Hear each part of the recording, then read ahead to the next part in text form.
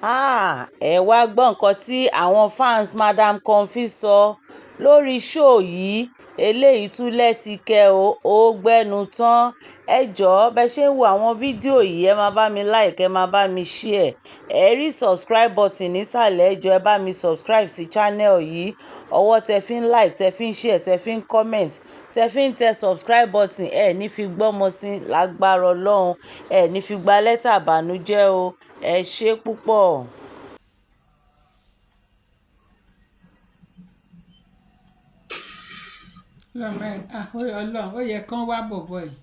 Now you all see, as I'm talking to you now, they are planning on how they want to use immunizer to come out again. Watch! They will use him to come out again. They are watching me. I have told you guys, if you want to control the narrative, you have to be truthful. Because we, the members of the public, we only want the truth. And we are interested so much in this case. Some people are even addicted. And it's very dangerous to cheat or to manipulate in a case like this. You will be exposed. People are not letting it go. They are not letting this case die. They are not. Some people will say, oh, is it your son that died? No problem. People are interested. It's a human being that died. And guess what? You must do the right thing. Let's continue with this video. And you will see the thing the one about say. He said so many things in this particular video. We'll get there. Let's play it. Which video? So I have already translated what he said though. Those of you who speak English, please don't ask me later. Baba said that it is the boyfriends of Wumi who were bullying him before. They are the same people that came home to beat him to death. And that Wumi knows about this. Let me take it back. And that's an accusation. And you see, and this is where we come in. If Wumi doesn't know about this, Wumi should sue him. Let him explain. Same thing Oba did. If you can be beating your chest, say, that Wumi boyfriends came to beat Mohbad to death. And you are saying, are you forming narrative, giving us impression? You know the gravity of this statement? It should be petition. Let him go and tell us when the Wumi boyfriend went to beat Mohbad to death. Let us listen to it again.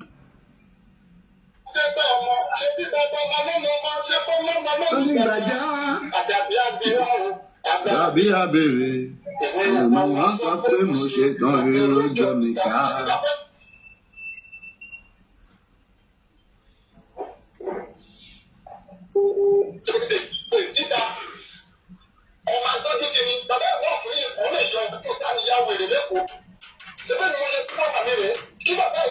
Whenever they just give this man money, that's how he speaks. He just collect better cash that same night.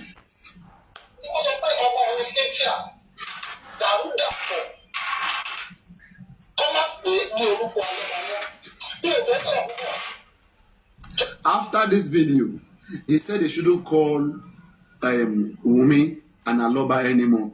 But guess what? After this video, Sanshitu, the petition Sanshitu wrote, Sanshitu put it Wumi Aloba, and nothing happened. Baba still signed it. They even put Master Liam Aloba. Hi, Papa. How are you, sweetheart? I'm fine, thank you. Can I say something, yeah? Right. The day he came out to do this, to say this, was when the autopsy, not the one he did, the government one came out and it came inconclusive. So Wumi posted that was because of Baba quick burial that made the autopsy to come out the way it came out. So that was what triggered him, and he came out to say all of this. If you listen to it very well, he said something like that on this same audio you're listening to. That was what triggered him. I remember very, very well. Wumi went on Instagram and said it was the quick burial of Baba. I think she released it on Sarah News or something. She said something, so that was what triggered him. Yeah.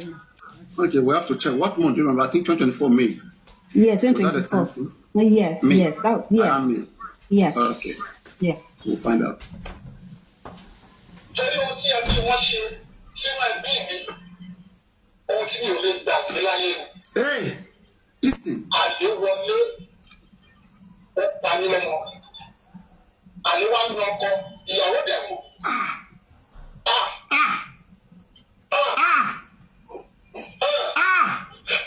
Wọ́n ti ọ̀ká mi nínú ìmọ̀lẹ̀ o. Wọ́n ṣe tó láti gègé o. Torí pé níbi tí ọ̀rọ̀ dé yìí láti sọ pé ṣé mi mo gbé ọ́gílàsì. Restream, one live stream, 30 plus destinations. If you want to multi-stream, go to.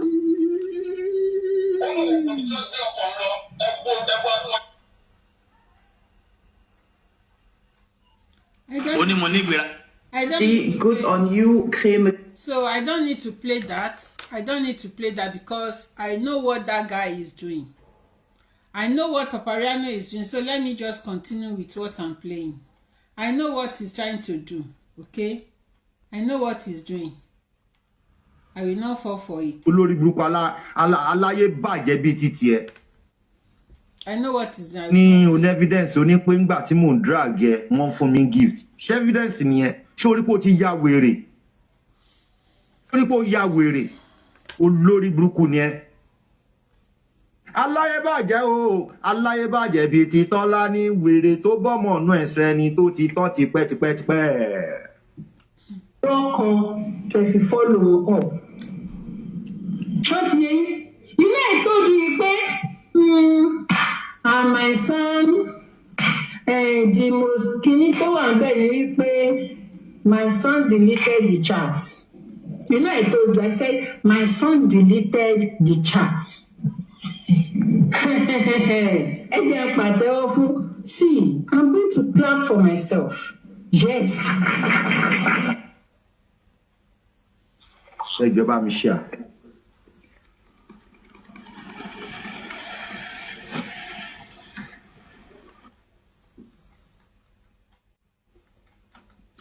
Ó ti yẹ ti làbà skẹ́ṣì, ayé ẹ ti bọ́ fọ́, ayé ẹ ti bọ́ ha Tọ́lání, kọ́nfí, Tọ́lání bọ́sẹ̀, mọ́ Rahim, bóyá Rahim, ọmọ Rahim, bàbá ẹ kú dànù lọ́jọ́ sí lórí burúkú aláyé bàjẹ́. Wàá rò pé wọ́n nìkan ló mọ̀yàn drag me and drag you. Tó bá ṣe wèrè fún mi máa ṣe wèrè fún ẹ o. Tó bá fọ́gò máa fọ́gò o. Tó bá fọ́ mi lórí máa fọ́ ẹ lọ́rùn. Yes, Prince. Dragging a water o. Dragging a water o. So kò nídìí pé mò ń dragging a water o. Dragging a water o.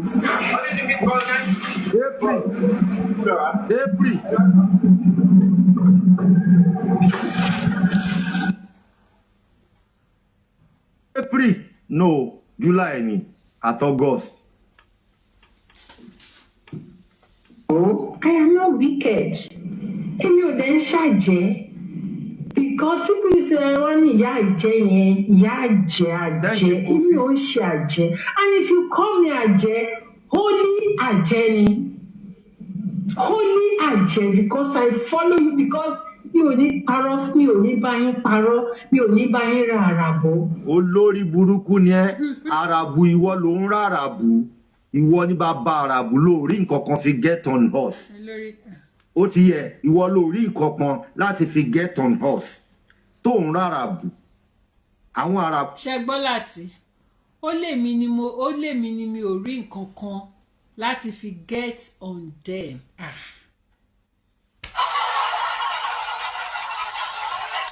You know that was how that guy kí lorúkọ ẹ bọ̀bọ̀ kìíní ṣé wọn kú bó ṣe sọ nìyẹn that Comfy does not have evidence, I don't have evidence, kìíní kan àbí ẹ̀yin má worry ẹ̀yin tèmi ẹ jọ̀ọ́ ẹ calm down ṣó ti gbọ́ ṣe ti gbọ́ ẹ jọ̀ọ́ tó lọ ẹ ṣáà calm down ṣó ti yé yín ẹ calm down ṣó ti yé yín I know what I'm doing ṣé ti gbọ́ bẹ́ẹ̀ yẹn ẹ má worry mi ò ní evidence ẹ bá mi gbà bẹ́ẹ̀ ṣé ti yín ẹ bá mi gbà ẹ bá mi gba nǹkan tí Lati ń sọ. Lati said, I don't have anything to get on them. I don't have anything. Ṣó ti yé yín? Okay. My beautiful abiyamos, please help me to accept what Lati said. That was how K Crown said that I don't have evidence. Please, as K Crown come out to debunk what I posted, as K Crown come outside again to come and debunk what I posted, as he come out, he will not come out. He will not come out. Ẹ má worry.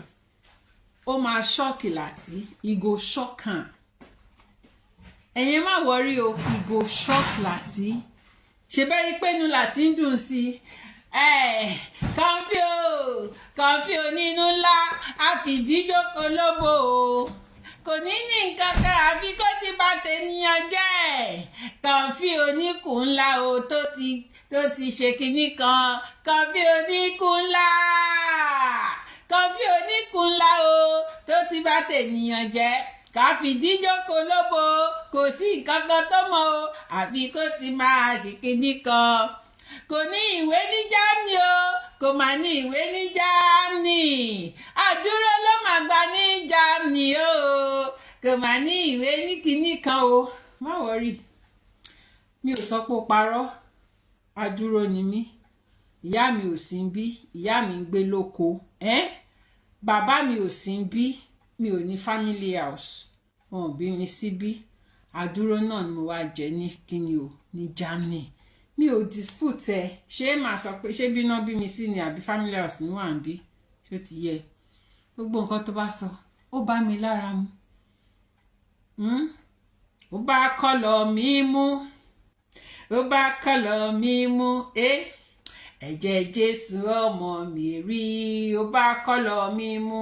Láti ẹ̀jẹ̀ Jésù ó bá kọ́lọ̀ mi. Gbogbo nǹkan tó bá sọ pátá bó ṣe rí nìyẹn. Ṣùgbọ́n ó ṣe rí nìyẹn. Gbọ́. Ẹ̀yin tèmi ẹjọ́ gbà wo ni wọ́n ṣe ọdún Muslim, ọdún Iléyá? Ẹjọ́ gbà wo náà ṣọdún Muslim? Ẹ̀yin tèmi báwo ni o ṣe wà? Nẹ́nẹ́nẹ́nẹ́nẹ́nẹ́nẹ́ ṣe wà? Ẹ̀yin tèmi ẹ̀yin tèmi ní Germany. Okay. Thursday and Friday. Thursday and Friday. Thursday and Friday. Okay. Thursday and Friday. Okay. Ọ̀sẹ̀ dẹ̀ ti wá lọ tán o. Ọ̀sẹ̀ ti wá lọ tán. Mo fẹ́ sọ nǹkan kan ní Shabbat. Anyway, kò sí problem. Ọlọ́run tẹ̀ ṣe pé kò síṣẹ́ ní ṣé Thursday and Friday. Thursday and Friday. Bàbá àwa ń ṣiṣẹ́ ń bíbà. But for now mo wà nílé. I dey house for now. Ṣé ti yín? Ó ga àwọn òtẹ́ kí mọ̀ bọ̀tán máa ń ṣọdún bíbà náà kò tẹ̀ sí ètò kan wà ń bíbà. Mo kàn fẹ́ wo ọjọ́ yẹn ni. Okay, no problem. Kò sí problem. Alright. Okay, it has been officially announced. Okay. Alright. Ẹ ṣé. Thank you, Madam Fumi. Ẹ̀yin tèmi ẹ ṣe báyìí. Ṣó ti yé yín? Ẹ̀yin ẹ ṣe báyìí.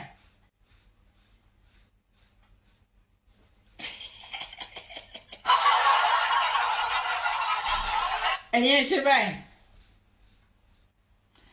Àwọn Facebook kò rí mi dáadáa. Ẹ ṣe báyìí. Ẹ ṣe báyìí. Ẹ má worry. Ẹ ṣe báyìí. Kò sí problem. Kò sí wàhálà. Ẹ jẹ́ máa gbọ́ Láti Ògúnfe lọ. Fún àràbùkọ́ ló ń rà lóní onílé àti mamati nítorí pé wọ́n tọpinpin ilé ayé ẹ̀ onílé àti mama tí bára wọn sùn wípé wọ́n ya fídíò wọn ìwọ dẹ̀ wà ní fídíò yẹn lọ́wọ́ ló wá pọ́. ṣé ẹ ti gbọ́ wọ́n tọpinpin ilé ayé ẹ̀ ṣé ẹ ti rí pé kan fọ́ òparọ́ wọ́n tọpinpin ilé ayé ẹ̀ ẹ jẹ́ ẹ máa bá mi please ṣé are you connecting the dots nítorí wípé wọ́n tọpinpin mo nídìí láti gé bí nítorí pé wọ́n tọ oh god mi ní extra phone o ó yẹ kí n gé bí yìí o 27:30.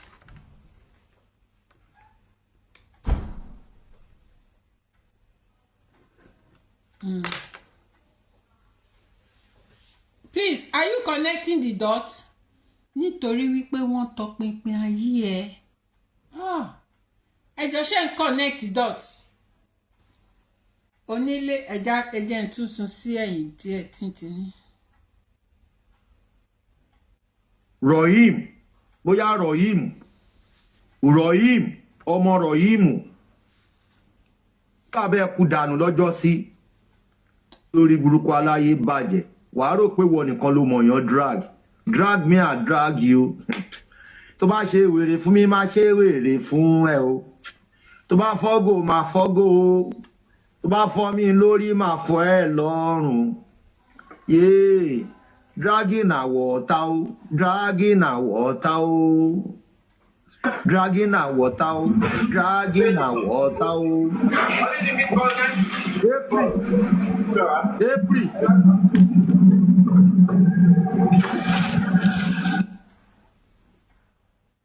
April no July ni at August. Oh, I am not wicked. Èmi ò dẹ̀ ń ṣàjẹ́ because people used to run ìyá àjẹ́ yẹn ìyá àjẹ́ èmi ò ń ṣe àjẹ́ and if you call me àjẹ́ holy àjẹ́ ni holy àjẹ́ because I follow you because mi ò ní parọ́ mi ò ní bá yín parọ́ mi ò ní bá yín ra àràbò. Olórí burúkú ni ẹ́ àràbù ìwọ ló ń ra àràbù ìwọ ní bàbá àràbù lórí nǹkan kan fi get on us. Ṣé ti gbọ́?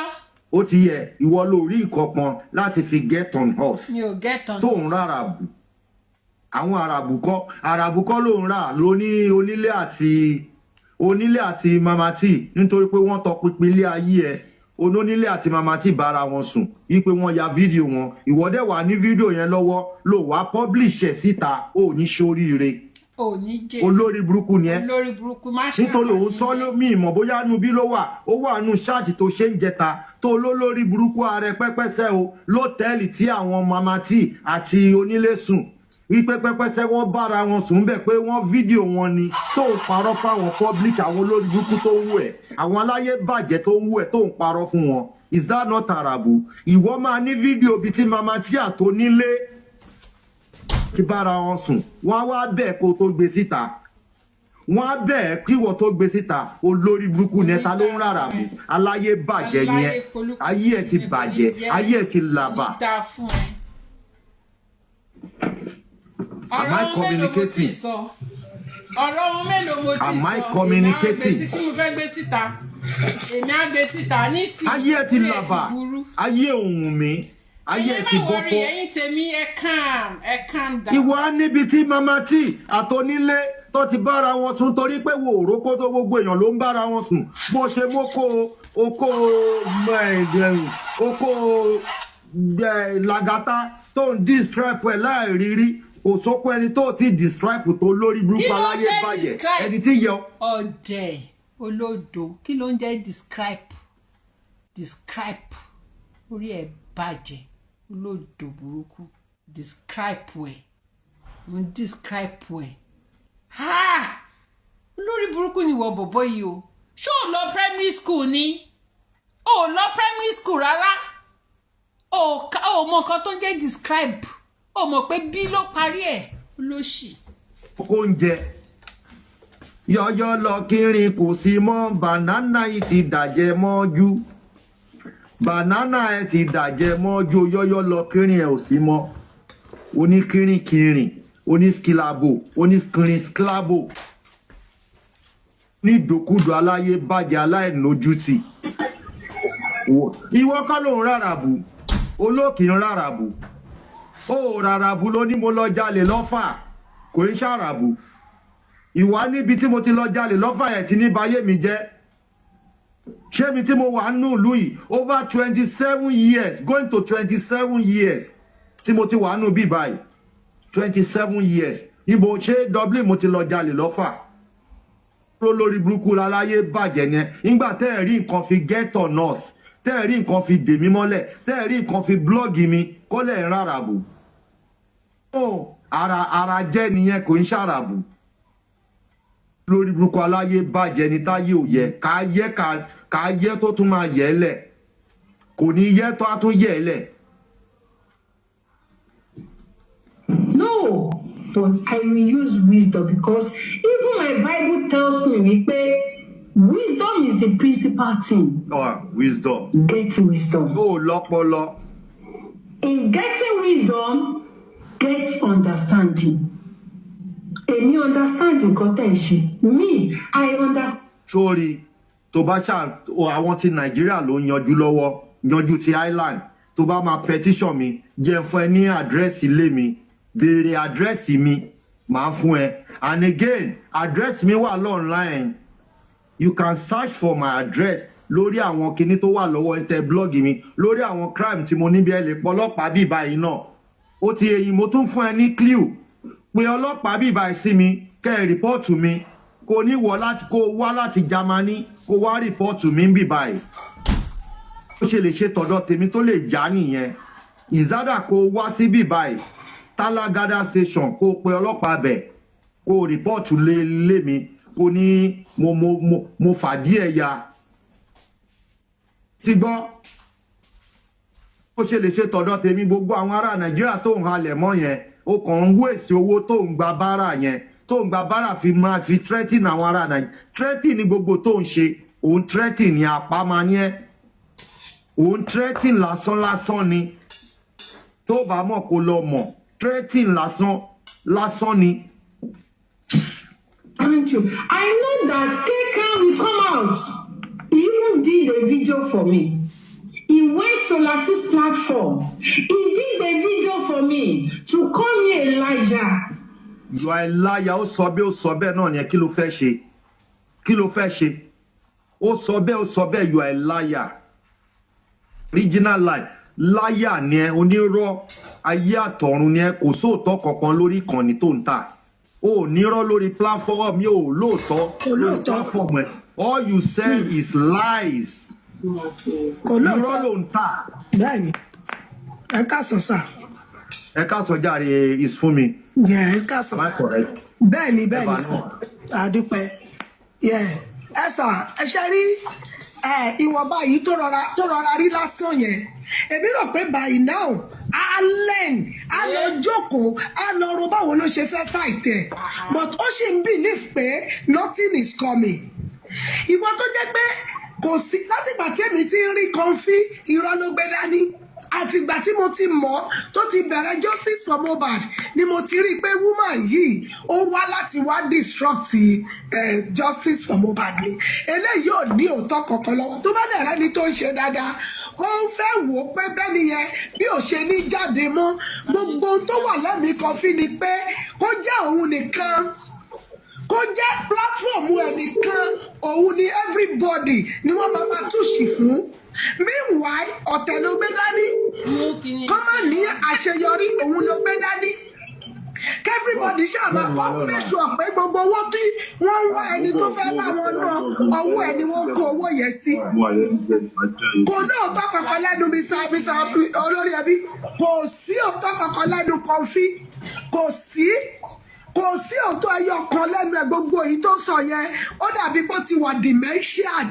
ó ti ní àrùn ọpọlọ ó ti ń bàjà already because tí àrùn ọpọlọ ò bá báyàn jà wo how many Nigerians àwọn tó tiẹ̀ wá ní diaspora tí wọ́n dìde sí ẹ wípé nǹkan báyìí ló ṣe ó tiẹ̀ ríro wípé ibo ni ọ̀rọ̀ ẹ fẹ́ já sí lórí ìkànnì yìí ó tiẹ̀ kò tí ì rí rárá kò tí ì rí fíìmù yẹn rárá mi ìmọ̀ bóyá kò tí wọn ò tí ì gbé jáde fún un kó rí gíráfítì kó mọ gíráfítì gbogbo nǹkan tó ń ṣe lórí èèyàn ìwọ tó jẹ́ pé ó ra àràbù títí aráyé tí wọ́n bèrè lọ́wọ́ ẹ pé kí ló pakọ ẹ tí wọ́n bá jẹ́ olóòótọ́ ní tòótọ́ ó yẹ kó bọ́ síta kó ti wá jẹ́ kí everybody mọ̀ pé ikú báyìí ló pakọ ẹ wọ́n tún wá sọ fún ọ pé ọmọ mẹ́rin ló bí nínú ọmọ mẹ́rin ẹni tó bímọ fún tó kú ẹyọ kan ní títí ẹ̀ ń bẹ̀ mẹ́ta tó kù níbo ni bàbá wọn wà because ọjọ́ kan sórí platform everyday ó ra àràbù fúnra ẹ ìwọ sọ pé wò kí n bá yàn ra àràbù ìyá tó sọ pé ó ṣe money laundry lásán tó bá dúró sí ẹ lọ́rùn ó lè bọ́nú kéèsì yẹn Tọ́lání ìyá yẹn lásán ó lè bọ́ nínú kéèsì yẹn ká tó wá sọ pé àwọn ọkùnrin tí wọn ò mọwọ́ tí wọn ò mẹsẹ̀ gbogbo tí wọn ò mọ̀ ń pẹ̀ pátá òun ló fi ń bú wọn òun ló fi ń bìlí pé kó o sọ̀rọ̀ torí pé ayé rẹ ti bàjẹ́ tó o bá wá sórí platform pé o wá sí TikTok o ò lè jẹun lọ iṣẹ́ ọwọ́ ẹ ṣàgbọ́lẹ̀ṣàgbò tó ń ṣe kiri kò yó ẹ kò gbọ́ bùkátà kankan èmi ò mọ àwọn tó dé fún ní petition ní Nàìjíríà tó ń pariwo káàkiri ọ ṣe petition àwọn wo ló petition èyí tí wọ́n fẹ́ gbà tó máa kó lọ láyà gan o tí mo kò ṣe fẹ́ bọ́nú ẹ̀. petition jẹ́ achievement lójú ara ẹ̀. ó jẹ́ achievement ni gbogbo eléyìí tó máa dojú kọ̀ wọ́n lẹ́nu ọjọ́ mẹ́ta yìí ó dàbí báwọn lẹ́tà yìí kò tí ì dọ́dọ̀ ẹ̀ o rò pé eré ni conference tí wọ́n ṣe torí tó bá jẹ́ pé o ti mọ̀ lára ó yẹ by now kò tiẹ̀ jẹ́ kójú ọmọ gbé ẹnu ẹ̀ síta. ìfún mi ó mọ̀ lára gbogbo tó ń ṣe wájú ta yẹn ọ̀tọ̀ ní nǹkan tó ń ṣe behind camera ọ̀tọ̀ ní nǹkan tó ń ṣe online ó mọ̀ lára ó kàn ń dẹmọ online. bọ́dà láti wọ́n tẹ̀ ti collate ẹ̀ wọ́n ti collate everything pọ̀ so wọ́n lè wò Punch ti gbé láàárọ̀ yìí Fagade ti gbé Ilé-Ìfẹ́ ti gbé Aláròyé náà ti gbé tó kó lè délùú ẹ̀. irọ́ ni kíkìyìn ó wà ń tà ló ṣèǹdè sí. àmọ́ nǹkan tá à ń sọ nìyẹn pé ó dàbí pé kò tí mọ gíráfítì gbogbo tó ṣe yẹn òbí tó dẹ̀ ṣe ń kí òun náà láyà pé máa bọ́ ọ̀tá máa ṣe live ó jọ máa jábọ́ ọmọ wọn lójú ni ó jọ wà lẹ́nu ẹ̀ lórí ìkànnì yìí ni Kọfí máa fi àwa sílẹ̀ sórí ìkànnì yìí ó máa wọlé kò ní jáde mọ́ gbogbo nǹkan tó bá gbà la máa fi ṣe àgbégbà bára táyà lórí ìkànnì yìí because I don't know gbogbo òṣì tó ń ṣe ìwọ ló start yẹ owó orí platform bíi eléyìí tó jẹ́ pé ìlọsíwájú everybody ni wọ́n wá níjọ́ wo ló ti gbé program kalẹ̀ lórí platform ẹgbẹ́ wa rárá o ẹ̀yin náà wá sóríire o àbí èèyàn mélòó ni business yẹn lọlẹ̀ tí wọ́n ti lọ ké bá wèrè tó ti assist wọn.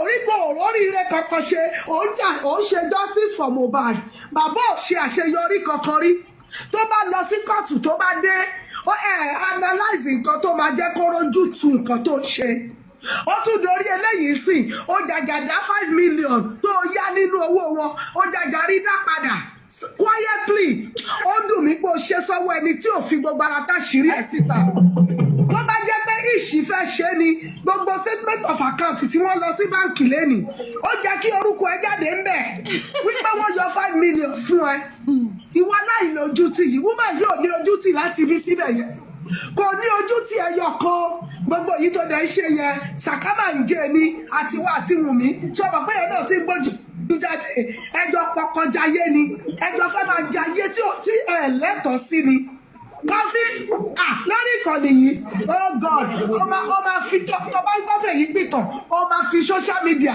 ó máa fi pìtàn gbẹ̀yìn ni gbogbo tó rò kó máa dánwó fún ẹ bẹ̀ ìbànújẹ́ ló máa gbé wá fún ẹ nínú àsomọ́ṣà kò sẹ́ni tó dùn nínú rí lórí ìkànnì yìí tó bá lẹ́ni tó ń ṣe dáadáa wàá bẹ̀rẹ̀ sí ni máa bẹnu àtẹ́lù tó bá wá sọ tiẹ̀ fún ẹ wàá máa parọ́ wípé ìwọ ò dẹ̀ ṣerú ẹ̀ fún yọ o ìwọ ò dẹ̀ ṣerú ẹ̀ fún yọ o ó sọ pé èèyàn gbé ọmọ ẹ ó ní ó lọ interview ọmọ ẹ ọmọkùnrin yẹn lòun ò ṣe nǹkan tó jọ bẹ́ẹ̀ ọlọ́wọ́ ní kí ló dé kí òun kidnapper ọlọ́wọ́ mà ní jẹ́ kó òun kidnap èèyàn láyé tòun ò wá tún fẹ́ kidnap á wá jẹ́ ọmọ ẹ gbogbo story tó lọ cook nítorí bọ̀bọ́ yẹn yí pé òun ló fẹ́ wá kidnap ọmọ ẹ̀ ní agbára Ọlọ́run àṣírí ẹ̀ máa tú gbogbo bí tó dẹ̀ lè sá pamọ́ sí gbogbo bẹ̀ ni wọ́n máa bẹ̀ fi adìẹ tọ́ gbogbo ẹ̀ lẹ́yìn ọkọ̀ọ̀kan tó bá mìlí pé torí pé wà á Jámánì èdè ló fẹ́ fi finish àwọn tó máa interpret ti wà ńlẹ̀ ìyẹn tún kọ́ gbogbo nǹkan tó fi pé gbogbo ohun tó ń gbé wá síwájú ẹ yìí ìwọ sì máa retaliate o ò lè rí nǹkan kan retaliate wọ́n dúró tì ẹ́ gbágbágbá ni gbogbo evidences yẹ o máa kọ síta àìkọ síta wàá sanwó petition wàá táyà wàá san owó damages owó tó o máa san bóyá ẹ ló máa gbé ẹ kúrò lóyìnbó yẹn tàbí wọ́n tiẹ̀ máa bá wa repatriate ẹ ni kó wá answer query ẹ Nàìjíríà lọ̀rọ̀ ti ṣẹlẹ̀ kó o bọ́ sí Nàìjíríà bí kó o wá gba gbogbo ẹ̀tọ́ ẹ̀ tó yẹ kó o gbà bí kó o wá gbà kó o má lè padà mọ́ àjẹ́ àwọn àjẹ́ obìnrin àwọn ìyá òbí kó o dákẹ́ láti máa pè lórí ẹbí kó o dákẹ́ láti máa pè làkàtà wà látàlà èmi mọ̀ pé kò lè sọ fún ẹ kò kì í sọ fẹ́ san kò lè sọ fún ẹ tọ́lá ní kò lè sọ fún ẹ ibi tí màá gbàdúró ní ẹ ọ̀nà orí dùn mí lórí ẹ. Fúnmiláyọ̀ ògógóró tó ń mu yẹn òun ló máa pa ẹ́ olóṣù ní wèrèwèrè lógógóró. Onílé ẹ káàbọ̀ talk show with ẹ ká sàn everybody. ẹ ká sàn Sister Awon ẹ ká sàn wá. A kú Monday ni. ẹ ṣe tẹ celebrate wa lánàá bọ́dá láti ọwọ́ tẹ gbé wọlé lágbára. ṣé wà. Fine sir. Owó ni kó power you ta ló fẹ́ sọ̀rọ̀. An egg. You go and fry it. Ó sọ pé ó ní kí ló dé tí ẹ pé àìtì sí press conference pẹ̀lú NTA. Ó ní kí ló ṣe ta ló sọ fún pé kò sí àìtì. ẹ jẹ́ kí n sọ fún un kó stay tuned lọ́jọ́ Sunday. NTA máa ṣó ẹ̀ lọ́jọ́ Sunday. Kọfíò. Pẹ̀lú AIT. Kí ló dé tà pé AIT wá gbogbo àwọn tó dákọ ló wá gbogbo àwọn tó béèrè pé àpò ìwọ kan dúró níjọ́ Sunday. Between 1:30 to 2 o'clock you will see yourself. Wàá ríra ẹ ó ti yẹ wàá rò pé eré ni ìwọ tó yẹ pé ọ̀tọ̀ ní life tó ń live behind camera tó ń ké yáyọ àlà lẹ́yìn ìwọ tó ń ké yáyọ àlà àti wàá wá ṣẹnu fún àwọn aráàta tó fẹ́ gbowó lọ́wọ́ àwọn èèyàn. Náà pé mi sọ fún yín àtọ́jọ́ ìyá àti ẹ̀sìn bẹ̀rẹ̀ àti ìdèbí báyìí mo sọ pé ìmọ̀ àgbàgbọ́ fún mi lórí ẹ̀. Kò tí ì mọ̀kan tó ń wọ̀n o Ọlọ́run kò mọ̀ pé kéèsì gangan eléyìí o gbogbo àwọn tó ń fọ̀ǹdẹ̀ yẹn wọ́n ì máa já kó ló wọ́n máa já báǹkì o. Ẹ máa dáwó kú ni o lélẹ̀ tàjọ tẹsẹ̀ bọ̀ yìí ẹ̀yin fáǹsì kan fẹ́ ẹ máa dáwó kú ni o. ẹ̀yin gan lẹ máa jẹ́ dáwó kú nation níbi tẹ́ bá dé yìí. ẹ máa dáwó kú ni o. eléyìí tó yìí ń bẹ̀bẹ̀ 250,000 naira tẹ́ ń dá ní 20,000 10,000 naira ẹ máa dáwó kú ni o eléyìí tàjọ bẹ̀rẹ̀ yìí ó máa lágbára o. owó tẹ nídìí jù bẹ́ẹ̀ lọ. rówó ọpẹ́ wèrè wa gbowó ọpẹ́ ń ta owó ẹjọ́ ló wá ń gbà.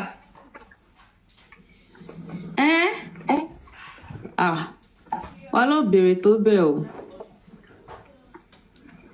Jẹ́ pé kí n máa play your con. Ṣèbó kò sẹ́ni ṣèbó ti sẹ́ni Vanguard sẹ́ǹsì Vanguard ó ká síta ni olórí burúkú nìwọ àti àǹpánilist ẹ̀ ikú ló máa pa yín dànù ẹ máa kú pọ̀ wọ̀wọ̀ ni lórí platform ẹ̀ lọ́wọ́ ó ní 800,000 naira owó lọ́ọ̀yà yẹn ìyẹn ọ̀tọ̀ ni o mo tún ní di 500k mi ẹ jẹ́ bá mi fowó sí ẹ jọ ṣe wọ́n pé 1.5 lówó lọ́ọ̀yà yẹn ìyẹn ọ̀tọ̀ ni o àmọ́ ní wàhálà ti dé o wọ́n tún kọ́ lẹ́ lọ́wọ́ bí owó ẹ̀kọ́ àtàkàrà ni o fẹ́ ṣẹjọ́ ò lówó lọ́wọ́. He did a video for me.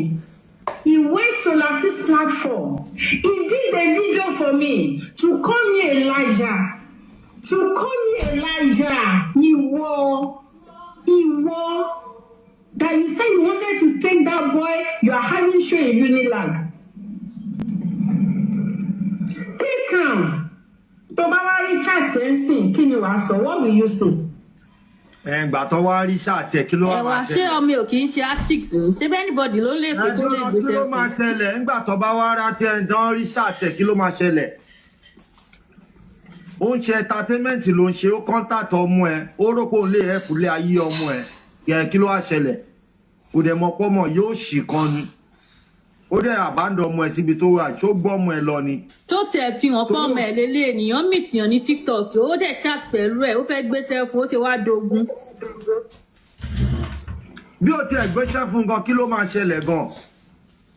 ṣé ẹ̀rọ máa rìn. Yóò tiẹ̀ lè tẹ̀sán báyìí lẹ́ẹ̀lẹ́ lọ tẹ̀sán olórí burúkú York Daddy àwọn ṣó tó yẹ kó ibi tó yẹ kó ti ṣe ṣó fẹ́ lélẹ̀.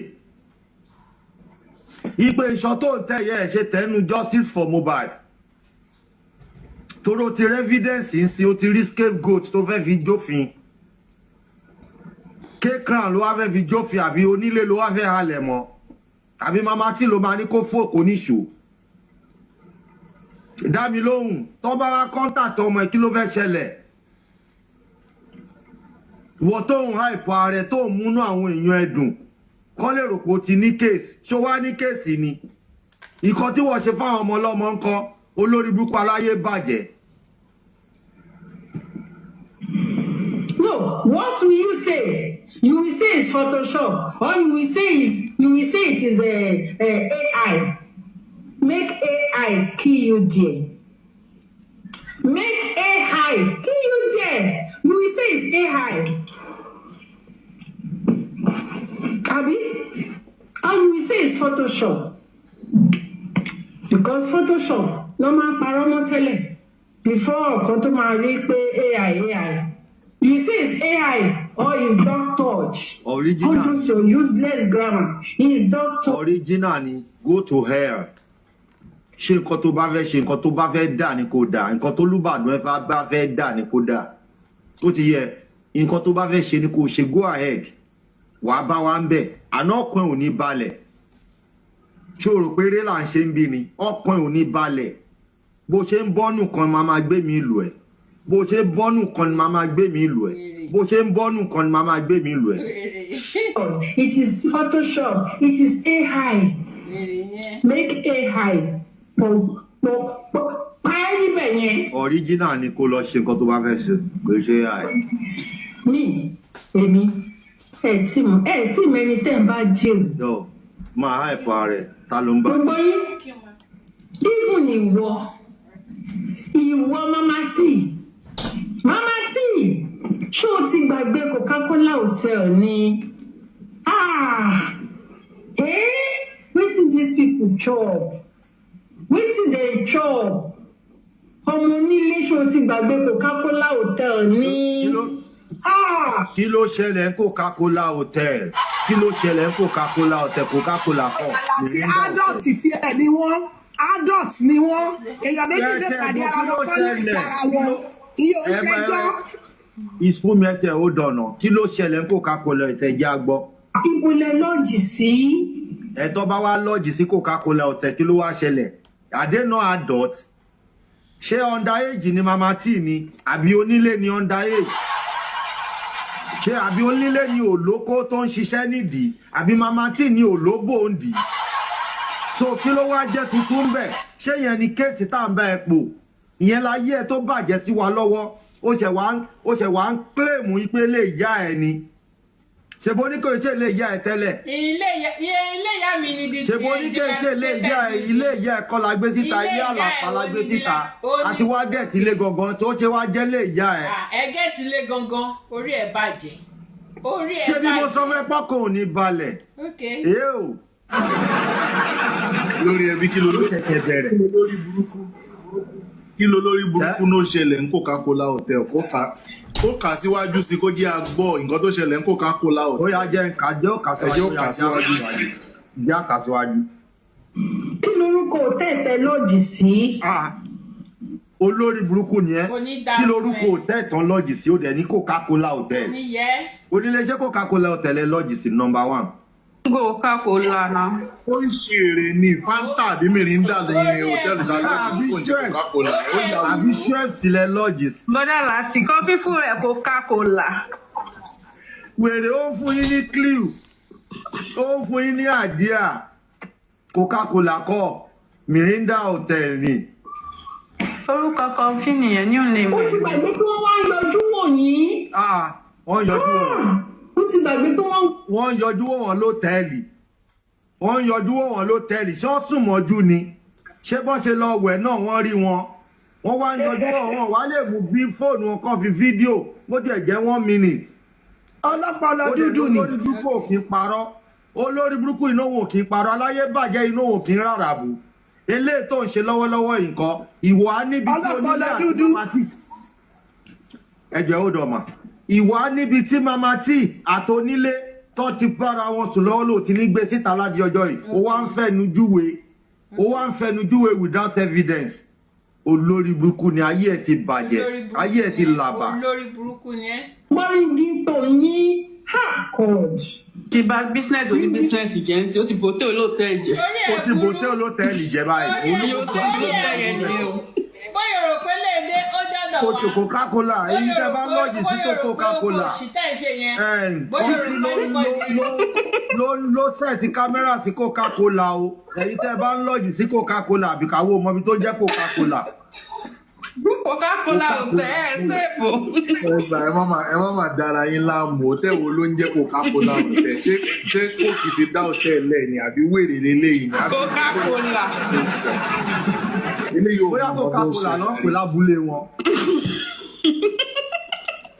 Orí ẹ ti dàrú kan fi. New name ẹ̀ ní ẹsẹ̀ Coca-Cola. Orówó buhari ti dàrú. Ó sọ wípé òun kì í bú èbú, òun kọ́kọ́ wá. Ní sùúrù jẹ́ kọ́kọ́ béèrè láti bí fídíò. Wà á sọ olóhùn kì í bú èbú òun kì í rárá bù. Eléyìí tó ń ṣe lọ́wọ́lọ́wọ́ yìí nǹkan. Olóhùn kì í bú èbú òun kì í rárá bù. Jẹ́ kí n béèrè lọ́wọ́ ẹ̀ gbogbo bó ṣe describe ọyàn mi. Tó describe oko mi, tó describe gbogbo ẹ̀, ṣé mo fẹ́ rí ni? Ṣé mo fẹ́ rí ṣé mi àti ẹni anything in common ni àbólórí burúkú ni ẹni? Àbótí sẹ́ǹdì okú ẹ̀ fún rí nínú píktọ̀. Ṣé o ní kọ́ńtàtì ìyàwó mi lọ́wọ́ ni débi tó fẹjọ́ sùn ẹ̀ tó ní ó ti kó infection bá several times orí ẹ̀ ti yí ara búkọ́ nìyẹn ara kọ́lé ní nǹkan tó ń ṣe yẹn ara kọ́lé o get orí ẹ ti dàrú hòtẹ́ẹ̀lì tó ń sọ sí pé Coca-Cola hòtẹ́ẹ̀lì àbí kinní kan ṣe gbá kan for your information èmi àti mama tí a jọ sùn sínú hòtẹ́ẹ̀lì bá àdẹjọ́ ṣe sùn sínú hòtẹ́ẹ̀lì náà kò sí nǹkan tó kàn ẹ́ adúra wa kò tún sí nǹkan tó kàn ẹ́ but ẹ̀yin tẹ́ ilé títẹ́ fẹ́ gbọ́rọ̀ kò sí nǹkan kan tó jọ bẹ́ẹ̀ o olórí burúkú leléyìí o ewúrẹ́ kẹ́ran má jẹ leléyìí o ìsọkúsọ ló ń sọ yìí. Ó jọ bẹ́ẹ̀ tó bá jọ bí ó jọ bẹ́ẹ̀ náà ni ṣé yẹn ni nǹkan tó bá lọ sí Coca-Cola hòtẹ́ẹ̀lì.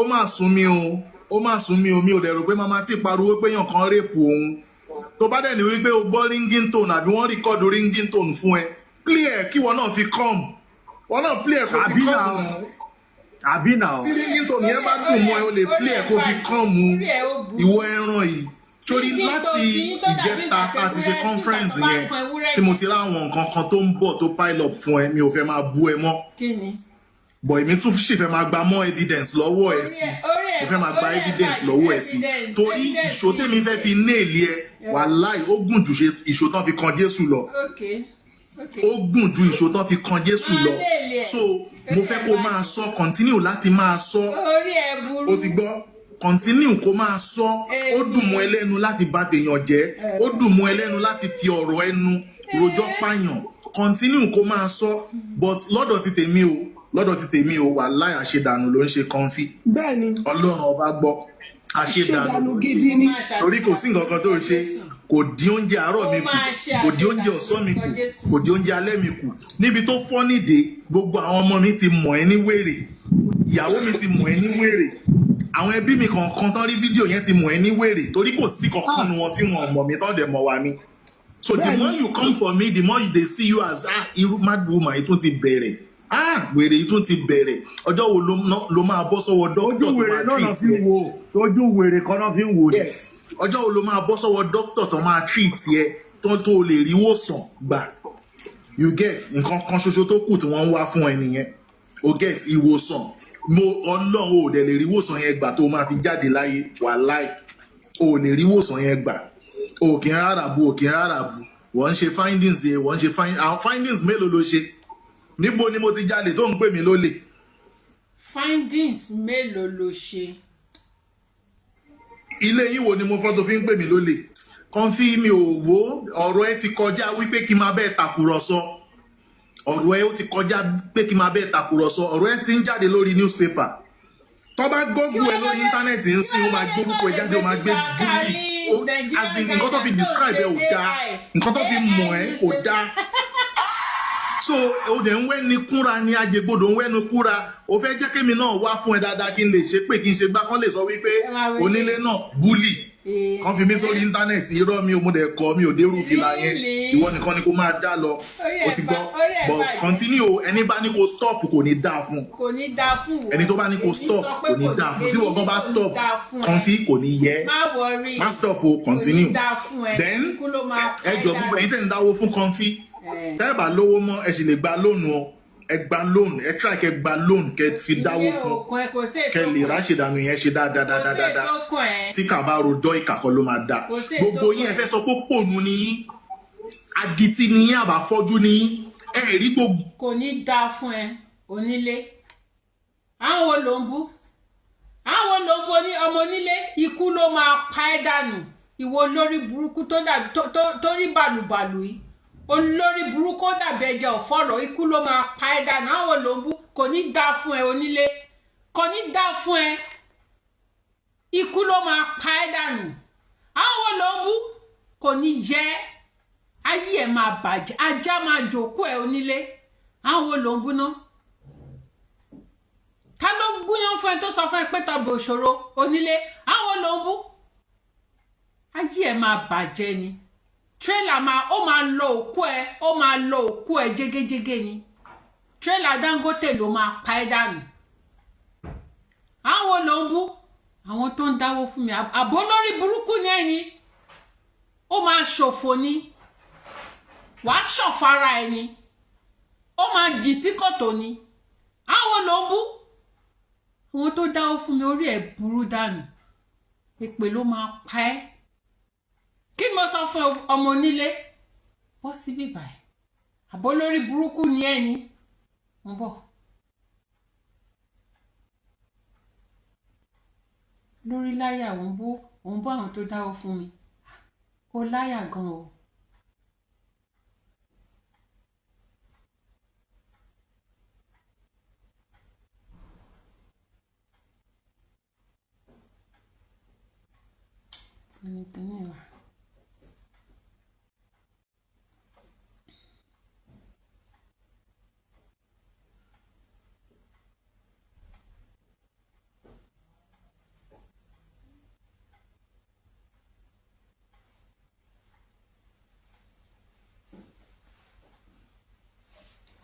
ọmọ onílé ta ló gúnyán fún ẹ tó sọ fún ẹ pé tọbọ òṣòro ayé ẹ ló máa bàjẹ́ ìṣẹ̀dá ẹ máa gbàbọ̀dẹ̀ bí mo ṣe ń wo ẹni ìríra ní látẹ̀ni lọ ẹni àkọsílẹ̀ ní látẹ̀ni lọ orí ẹ ti burú ìṣẹ̀dá ẹ ti gbàbọ̀dẹ̀ bí mo ṣe ń wo ẹ yìí ìṣẹ̀dá ẹ ti gbàbọ̀dẹ̀ ilé ayé máa dóoru mọ́ ẹ ni ilé ayé ó máa dóoru mọ́ ẹ àwọn wo ló ń bú orí ẹ burú return it orí ẹ burú.